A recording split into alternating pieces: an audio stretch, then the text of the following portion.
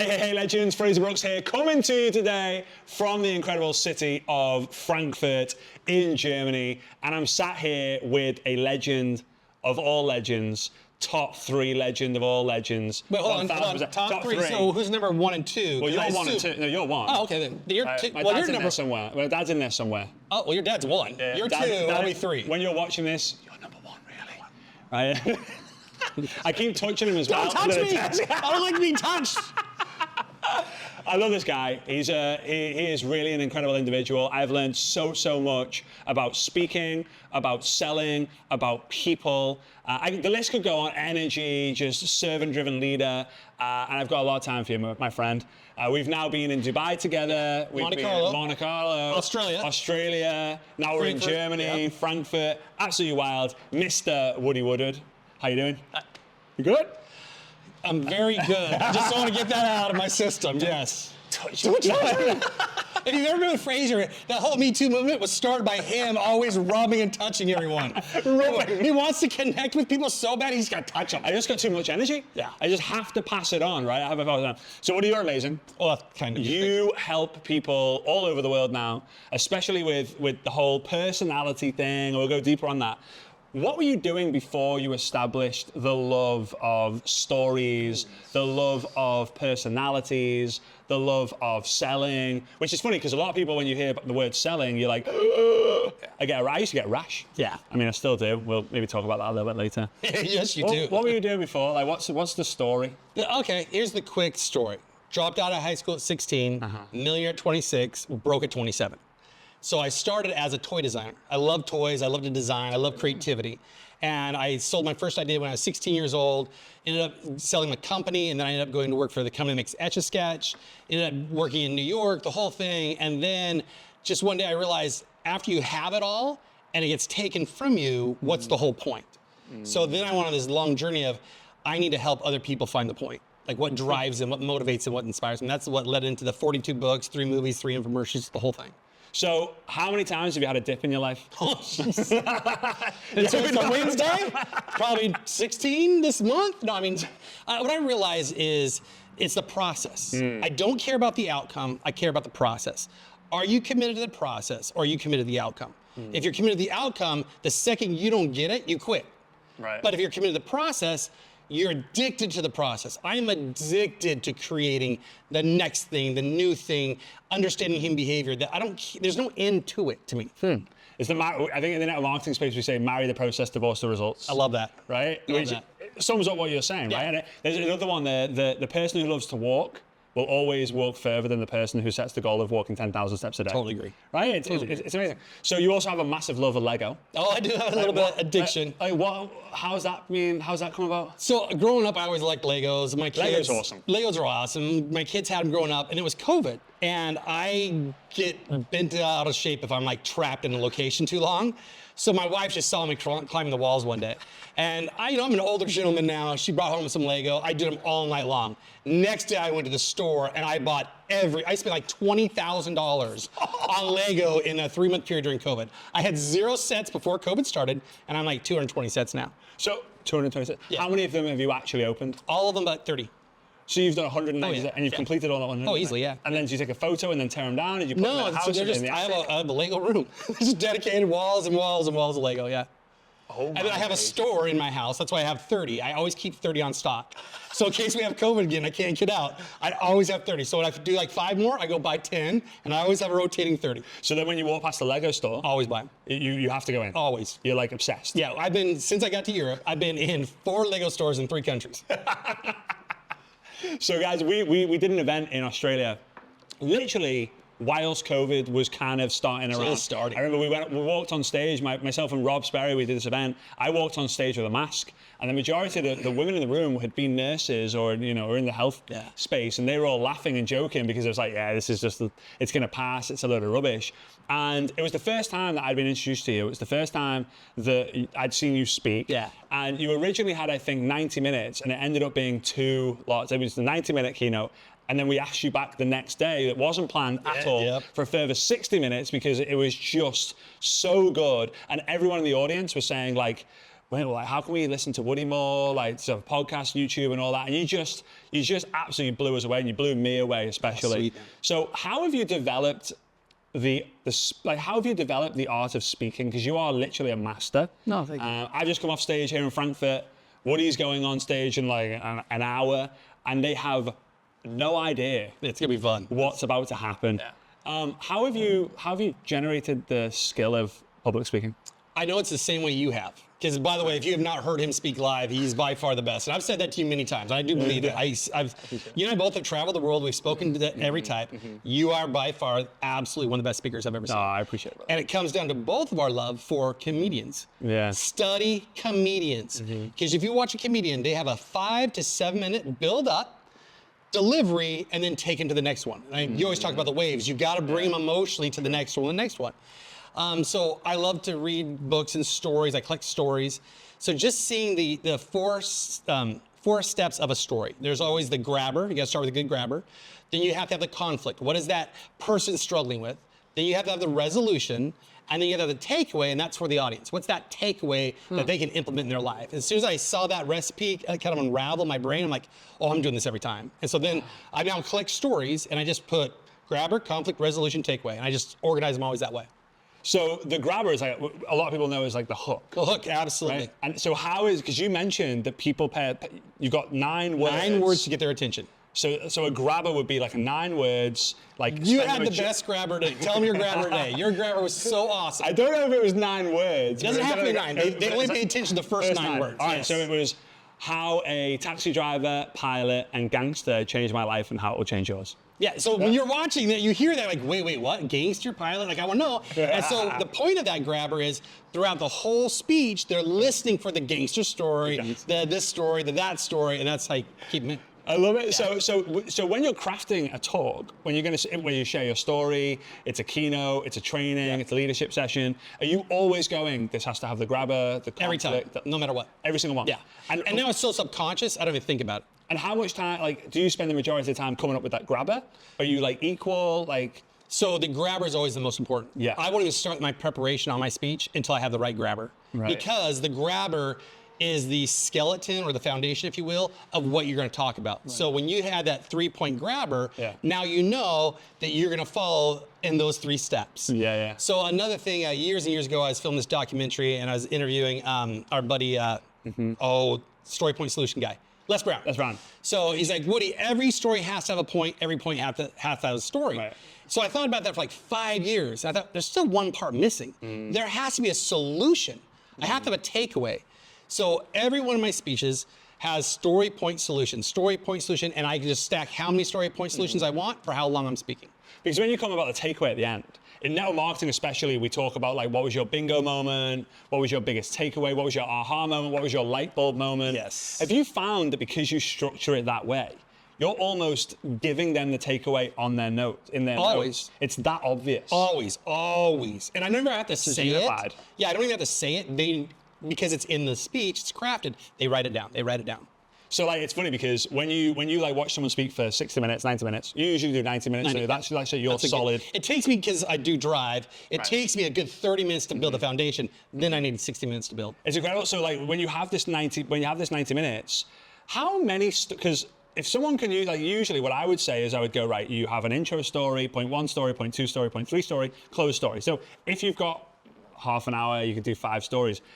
But how many stories, have you counted the number of stories in your 90-minute keynote? Yes. The keynote that I've seen. Yeah, no, and that one alone, so here's what people never believe until they see me speak. My PowerPoint has 190 slides. No one believes that until you've seen it, and it's just every second another one's dropping.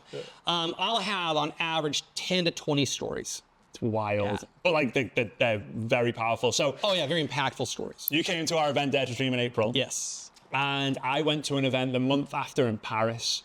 Someone loved one of your stories so much from that event that at their convention, they told the story. Oh, that's awesome. It was the Australian guy who walked. Yeah. I forget. Yeah. But She said it. Yeah. And the whole audience was loving it. And I love the ripple effect of you sharing it on one platform, it gets shared on another platform. Someone from that event will tell it in a year from now, 3 months from now, however. And they should. So I don't own stories. Right. I collect them. That means they are owned by everybody. I just collect them and I share them. I hope everyone steals every story I've ever shared. Yeah. Because I have borrowed it from history. Right. So, and I'd rather them share a story accurately. Nothing worse to me. Nothing worse to me than sitting in a seminar and watching people just on their phones, drawing. They're so disengaged.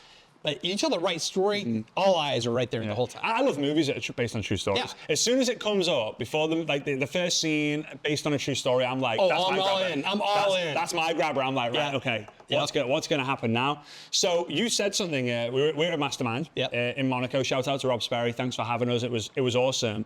And your section was worth like my time to be there. I don't mean it to be like, oh, it's worth my time, but like.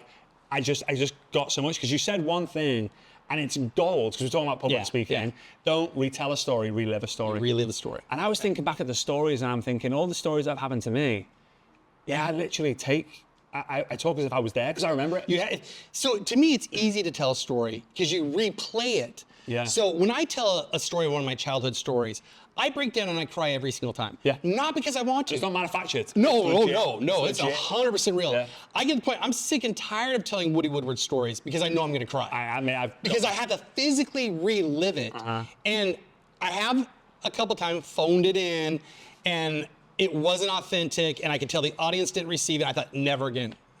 I'll cry if I have to. I'm going all out. It's got to do it. Yeah. And now, for those of you who follow Ed Milet, for example, is blowing up and he's documenting it very well. He cries every single time. They're real. And some people are like, "Oh, come on, man!" But no, as a speaker, that's legit. If you're reliving it, he's reliving it, and that emotion is still there, you are going to experience that same emotion, and that's what other people feel. So when you got off the stage today, you told that incredible story. I'm not going to tell what it is. I had chills up and down my spine. Right. I knew that story. I made a movie about that story. I know that story. It still hit me so hard. I'm like, that's a good one. That's a good one. So it doesn't matter how many times you've heard it. If it's authentic, and you told it so authentically, it vibrates with people. Yeah, I know that. Storytelling is everything. We always say that in marketing, it's a professional storytelling business. It is. And then there's that saying, isn't there? Facts tell, stories sell.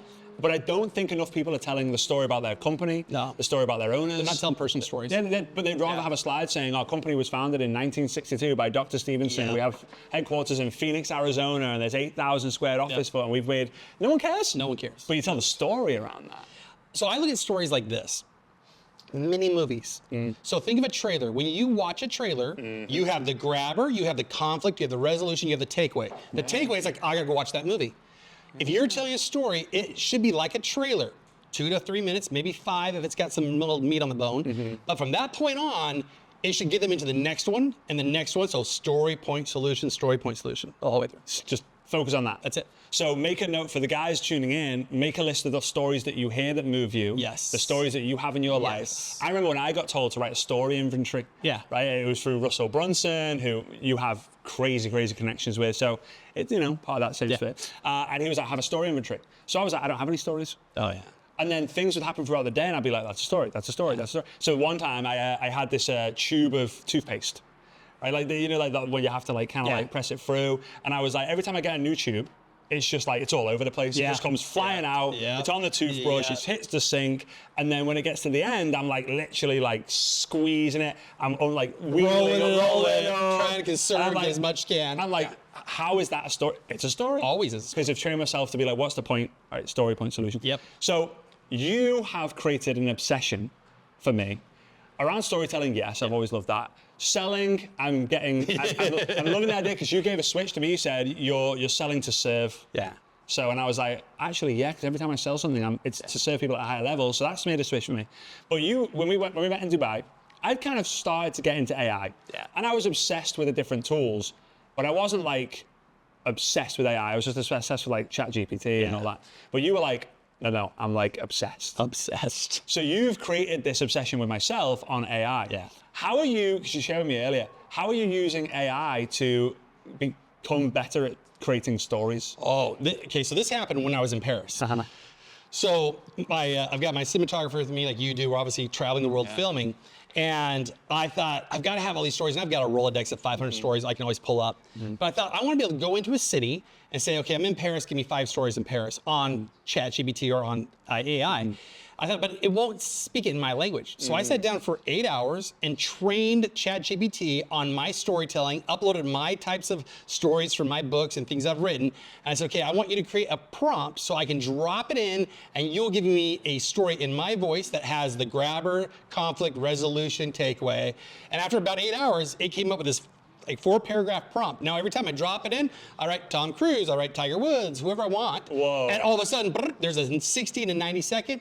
We go on, we film it, we go on the next one. So the point of AI is it will not replace you, it will supercharge you. Right. So take what you're good at and make it your superpower using AI. But then you mentioned a really good point about prompts. Yeah. A lot of people are using ChatGPT incorrectly. Oh, 'Cause totally. They're asking it what they would ask on Google. Yes. Like you would never write 4 paragraphs on Google. Never. You would just go, what is network marketing? Tell me a good story. Tell me a good What's story. an inspirational story? So like that prompt, that 4-paragraph prompt, the better the prompt, the better the outcome, right? Every time. So you give a good one, good outcome. Great one, great outcome. 8 hours. So I first of all, I'm like, 8 hours. Oh, it's but worth then I'm like, as a content creator, I'm like, Braden, the camera guy, he would be like, right, let's do some content, and I'd be like, oh, I need to just think about it. I need and 6 like, hours to think about it, like, get the I right don't story, wanna- fill it, make sure I Yeah. understand it. It's got to be quality. You got to memorize it. It's got to be quality. So I love that. So again, for those of you who aren't using AI, come up with that process, right? And use the formula, the 4-step. And here's the best way to do it. If you're not familiar with AI, take a profession you're already good at. So let's say it's network marketing. Have a conversation with AI. Just ask it, ChatGPT, just ask it point blank, I'm in network marketing, what should I know? Teach me what I don't know about network marketing. And before I end, I always ask one question to AI. Is there anything else I should know that I don't know? And it starts thinking, and so I get the most important after that. We've already had this long discussion. I'm about ready to finish. Is there anything I don't know that I should know? And every time I get just diamonds. Wow. Does that work in sales? Absolutely, it does. So like if you're with a prospect, Absolutely. you're trying to sell education or a home or a Anything you're selling. Is there anything about your story that I should know that I don't know? wow. And everyone wants to talk about their story. Yeah, of course. Yeah. So it's a validation movement, but it's also you're able to extract from them that emotion that they're really not talking about. And that's how you sell. You know what How you excites sell. me? Yeah. The idea that there is so much to learn. Oh, A lot of people get overwhelmed, don't they? They're like, Yes. oh, no, we're talking about selling and we're talking about AI and we're going to talk about something else in a second. Like, oh, there's just so much. For me, I'm like, man, I'm like a 2 out of 10. Well, 1 out of 10 when it comes to selling. yeah. I touched him again. He can tell you why. No, but I'm like, I'm relationship building. I think I'm pretty good. You're phenomenal. But Phenomenal. But I'm a 7. Yeah. Like I'm like, okay, progression. Like, selling online, I'm an 8. But I'm not a 10. Like that I get constantly. So, you know who Jack Canfield is? Chicken Soup for the Soul. Yeah, I love him. So I didn't learn to read until I was 19 years old, dropped out of high school. Oh. And the only thing I could read was Chicken Soup for the Soul. Yeah. So they're 1-page stories. And that's where I fell in this Really good. addiction for stories because without being able to read, if I could read one story, I would visualize the story in my mind and then I could retain it. So fast forward 20 years. I'm in this mastermind in Beverly Hills and Jack Canfield's in my group. And I just reached over and I said, you changed my life. We had this great discussion. He's a good and, dude. and he said, here's something you need to understand about information. Your brain is like an island. However much information you have is the island. So if you have a small amount of information, the surrounding amount of exposure to that island is what you don't know. It's small. Because what happens is the more you learn, the more you grow, the more circumference of what you don't know. So you have to be addicted to the learning. Because the more you learn, literally the more you'll be exposed to that you don't know. The learning process, Yeah. and coming back to your the process. You gotta love the process. Yeah. So I am addicted to reading, learning, studying, and I'm never not learning something. And it's funny as well, you guys should go follow Woody on Facebook. It's just Woody Woodward, right? I didn't believe it was a true name until I'm like, no, it actually is his name. Woody Woodward. One of the most brandable. Yeah. No one spells that wrong. No, yeah, it's no one easy, spells yeah. it wrong. It's super memorable, and it also matches your personality. It does. Like- Well, the funny thing is, my real name isn't Woody. I gave myself that name because I hated the name my parents Exactly. gave me. So, but that's my brand. Like, I'll do it my way. But like that is you. Yeah, it totally is me. Like you are a Woody Woodward. Yeah, I am. My checks, like I can write to my bank account Woody Woodward and they deposit them. My books say Woody Woodward, like every time. Yeah. You just create that. And the only reason I haven't legally changed my name is I had to wait till my mom's dead. What? Really? Yeah, she said on my 18th birthday I went to go legally change my name. But she- And she's like, absolutely not until I'm dead. She's pushing 83. I don't have to wait much longer. Yeah, so, dear mom, that name will be changed on your deathbed. Yes. That's absolutely legendary. You bet you're so fun. So one thing I love about you, and one thing the audience are about to uncover very soon, is the idea of relationship building and how you can turbocharge or hack or create a system around building relationships. I know it's a very visual thing, and it's a big part of your keynote, and we need like 90 minutes to go through it, into it.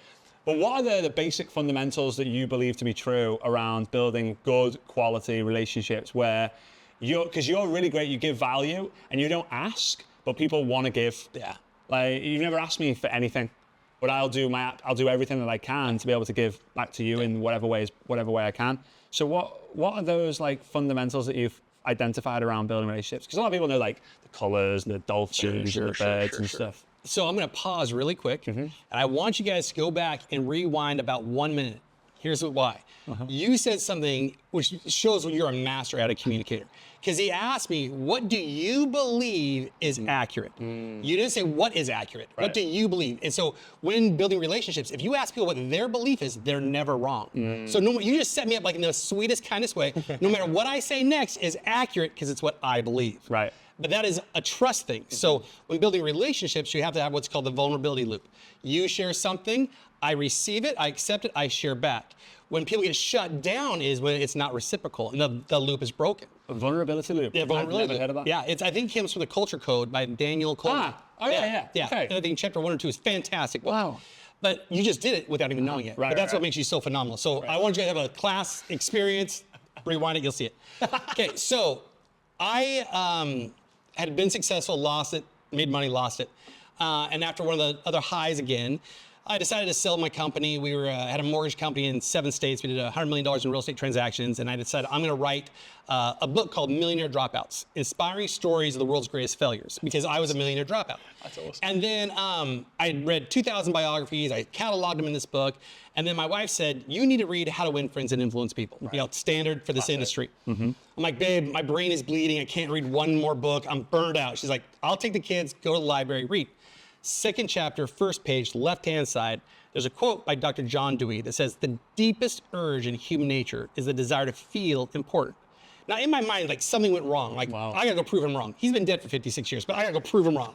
So I just started interviewing person after person. I literally interviewed thousands of people. Our website interviewed tens of thousands of people. And I realized that everybody has 7 key characteristics that makes them feel important, not what's important to them. So for you, work can be important to you. Work may not make you feel important. Family can be important to you. Family may not make you feel important. So what I created is called the DRIVE system over the last 20 years. And it stands for the 5 personality types that I believe are accurate. You have directors, relators, intellectuals, validators, and executives. When you understand what drives you, you are then very conscious of how to move it emotionally. Because we don't make decisions logically, it's always emotional. More importantly is you get to understand what drives other people. And so to me, that's what all my speeches are about, is learn what drives you and do it internally, so you're not being this external beast. Then love on people, serve on people, but based on the way they want to feel it. So we all know the old golden rule, do unto others as you would want them to do unto you, which is selfish. It means I want you to treat me the way I want to be treated. Wrong. The platinum rule, do unto others the way they want to be done unto. So know what drives them and speak their drive language to help them get with the results that they want to have. And you have a book now. Whole book, yep. And the book, what's the name of the book? Drive Sales. Drive Sales. They can get it on Amazon for the website. What's best? Amazon's fantastic. Yeah, Amazon's fantastic. Because you get around the world, so Amazon. But here's an assignment for you guys, because the book is so great and it really takes everything to another level. What's awesome is that, Woody, you could have a conversation with someone and you could have a general idea of what personality type. And as soon as you then know that, it's game on, right? Game on. It's game on. So you need to get the book, but also you need to challenge your team to get the book. And I would recommend highly the work with the people who actually buy and read the book. Highly. Because if you recommend the book to someone and they go, no, I'm not going to bother buying that. How much is the book? It's like $20, $25. And they're not on a... And let me say this. There's 156 colored pages. Oh! So the whole book is color. Happy days. Yeah, there you go. Visual people, right? Yep. So get a book, challenge your team to get the book, read it together, do some Zoom classes, like book class with it. After that, identify what what you are and the people who have read the book what they are, so that you can really take your relationships to a whole nother level. Totally. This is also going to build retention as well for a lot of people. Because when you feel loved and appreciated, you stay. You stay. Yeah. Right? So one thing I love that you've done, because you're always ahead of times, you're always ahead of the curve, is you are starting to now leverage AI with personality types. It's just phenomenal. Let's talk about this, because at the time this is released, most likely it'll already taken the world by storm. Yeah. And if you're watching this right now, there will be a button or a link somewhere around this video for you to go to the Amazon and get the book, but also most likely to go and set up an account with what we're going to talk about. Yeah. And again, we're recording this, and it's, what are we in? June? June, yes. And it's coming out September-ish, yeah, last quarter this year, so there or thereabouts. Let's talk about that. How are you able to leverage personality types with AI? Because a lot of people go, AI is robotic. AI is going to come out and say, I'll be back. Right? It's just like, it's the robotic hoovers and all this. But you've humanized it. Yeah. That to me was the aha moment. So for those of you guys who understand the evolution of AI, ChatGPT really became public on November 30th of 2022. Right. I saw it December 3rd. And the second I saw it, I'm like, this is going to change the world more than anything else in human history. It did go on to become the fastest adapted software in history, product in history. And as I started experimenting, one thing that bothered me was it felt robotic. Yeah. I'm like, come on, I want that personality, because I'm all about the personality of the people. Always. I thought, well, I wonder if I could train AI to know the drive and the 5 personality types and have it speak to me based on my drive. So I would spend some time, programmed it, and I was like, oh, wait a minute. This is like carbon copied me. Like this, and what drove me crazy, because I just finished the Drive Sales book, spent 2 years during COVID writing the book, you know, all the colored pictures, everything. I asked it one question after I trained it. It knew it better than me, and I was so mad. I called up my buddy Bob. I'm like, I'm retiring because now I can't keep up. And his instruction was so valuable, and it's the value I want you guys to understand is just be better. So use AI to be better. Don't give in. Don't quit. Just be better. So what it does now, this happened to you and I on the plane. It's crazy. We were flying from Monte Carlo to here. Didn't know we were on the same flight. Yeah. We're sitting back to back. I developed a new website with Drive and AI. It's called discoveryourdrive.com. And I said, I knew his drive, he's a director. And so I just went onto my website. I said, I want you to create a thank you note to Fraser for letting me speak in Australia, let me speak in Dubai, and just how grateful I am for you. And I didn't even read it because I knew how accurate it'd be. I hit send, I passed my phone back to him. I said, just read this and see how you feel. All I hear from behind was like, whoa, what, wow, what? And I'm like, yeah, it worked. Yeah. And what I love, a little side story to this as well is, Woody booked his flights. I booked my flights. We had to be in Frankfurt, but we didn't organize what flights we would be on. There's lots of flights that go from Nice to Frankfurt. So I texted him saying, hey, I'm on the 6:50 flight out of Nice. And he's like, me too. I said, yeah, I'm on 9D. He's like, I'm on 8D. Like, I'm on 9D. Yeah. Anyway, I get an email as we're going to the airport saying your seats have changed. And I'm like, well, you know what? I'm going to get it on my boarding pass. Doesn't really care. Woody sits in 5D, and my seat's changed to 6D. Yeah. Like, we are literally back to back. There's a bunch of different seats on the plane, 100 plus seats on the plane. We are back to back. I love AI, but I love people more. Yeah. And I think a lot of what's going to happen is people are going to use AI so much that their human connections will have an impact. But what I love that you're doing is you're on a mission to help people elevate both. So 1993, a guy named Jeff Bezos was working at D.R. Shaw, which was a company that was about stocks, and he was doing stock trading, and he had this, through his work, he read an article that the internet was compounding at 2,300% per year. And he thought, man, being in stocks, how's he gonna keep up with it? And he said, I wanna be part of that change, how? And he asked what I believe is the most important business question you can ask. What is not going to change? What is not going to change? So then I went into AI. I told AI the entire Jeff Bezos story. I said, he asked this question. I'm scared to death of AI. What is not going to change? Its answer was so profound, and especially for the network marketing industry, its answer saves the network marketing industry. Because it said, in the future, the most important thing will be human connection, ethical decision-making, creativity, and lifelong learning. Wow. That will never change. So we are human connecting, we are lifelong learning, we are learning to be ethical in our decision making and solving problems.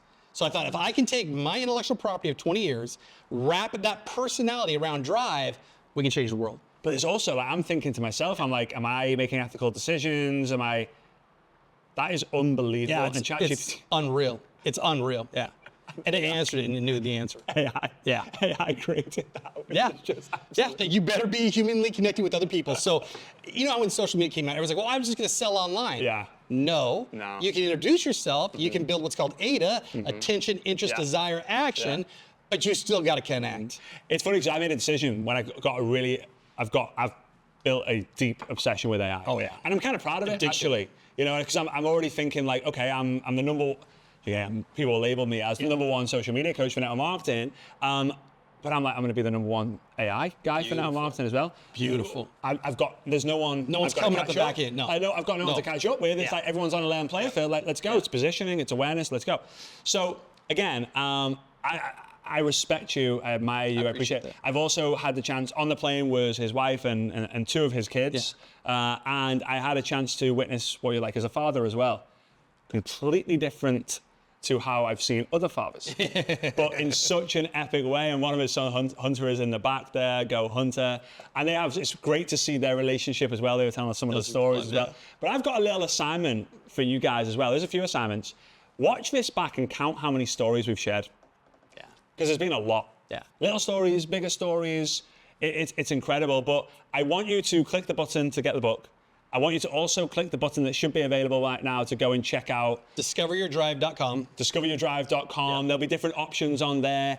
Give it a go, but also decide, we talked about decide earlier on today, decide that you are going to be the best in your team and the best in your company with AI, because you will be able to accelerate at a rapid rate. Is there any final thoughts? I know we talked about a lot, and to be honest, we probably should have done a half an hour interview on each thing, because you specialize and you're an expert in so many different things. A lot of people are just fortunate to have one. You have 5+. All right, I want to ask you a question. If you and I were to never meet again in this life, what is the one thing you'd want me to know about you? Oh my days. I think, as obvious as it is, that I love you, man. I think that's an obvious one. It tears me up, bro. But that's what I want you to know. That's beautiful. Yeah. And that's what it should be.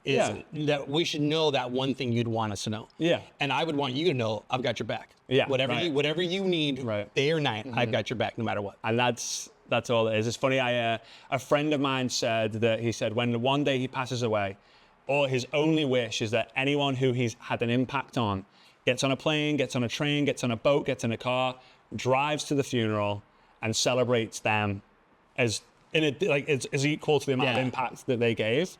And it made me really think, like, how many people would I get on a plane to go and celebrate?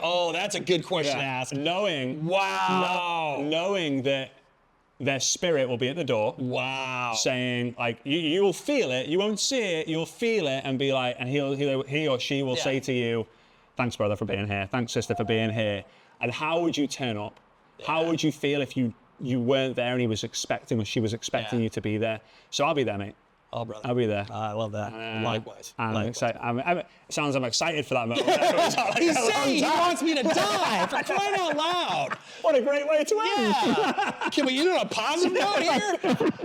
But I appreciate it, bro. And I really do. And my wish for you guys is to take this dude seriously. Follow him on Facebook. You're on Instagram, but Facebook posts are really good. By the time this comes out, I'll be everywhere. Everywhere, but seriously, because we can all learn a lot from Woody Woodward. I'm learning a tremendous lot, so I want you to learn at the same speed that I'm learning. You can be as good a friend and as good a family with Woody as I can. He's just that dude. It doesn't matter if you've known him for 20 years, you know him for 20 minutes. He's going to give a lot of attention and respect for you if you give him the same back. So I appreciate it, mate. I look forward to these guys hearing from you in Frankfurt. Oh, we're going to have a good time. Yeah, it's going to be great. So thanks so much. I appreciate it. Thank you all. Do good, be good. We'll see you real soon. See you guys. Big love. Kisses.